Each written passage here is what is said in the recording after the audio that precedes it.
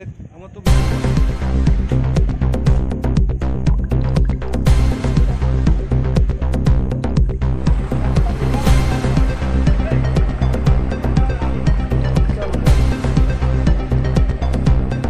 আমাদের চুড়াবাড়িতে 24/7 একটা নাকা রান করে।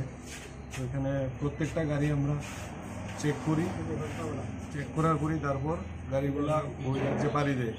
তো আজকে নাকা চেকিংয়ের সময় প্রথম আমরা ধর্মনগর করিমগঞ্জগামী একটা ছোটো বাস, তার নাম্বার হচ্ছে AS01FC 2535, ওইটা চেক করে ওটার মধ্যে সন্দেহজনক দুইটা লোককে আমরা ডিটেন করি।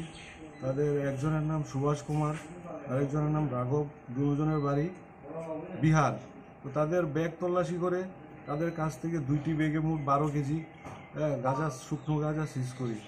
তো তাদের স্বীকারোক্তি বলে নেক্সট বাস যেটা, এটাও ধর্মনগর থেকে করিমগঞ্জ যাচ্ছিল, প্রথম বাসটার পেছনে পেছনে, এটার নাম্বার, দ্বিতীয় বাসের নাম্বার AS24C6171। এটাতে তাদের আরও 3জন সাথী, এই 3জন সাথী ছিল। তো ওই বাসটা আটকানোর পর ওই বাসটাতেও আমরা সার্চ করি, ওই 3জনকে আমরা আটকাই এবং তাদের বডি তল্লাশির সময় বডিতে একদম অ্যাটাচ করা, পেটের মধ্যে একদম অ্যাটাচ করা বডি সেটিং, এখানে আমরা 7 কেজি গাঁজা সিজ করি 3জনের কাছ থেকে। কি নাম তাদের? তাদের নাম, একজনের নাম গোলু কুমার, আর একজনের নাম হচ্ছে শিব কুমার, আরেকজন হচ্ছে জিতেন কুমার। এরা সব একই জায়গার বিহারের লোক। হ্যাঁ, এরা ধর্মনগর থেকে এদিকে করিমগঞ্জ দিকে যাচ্ছিল 2টা বাসে করে।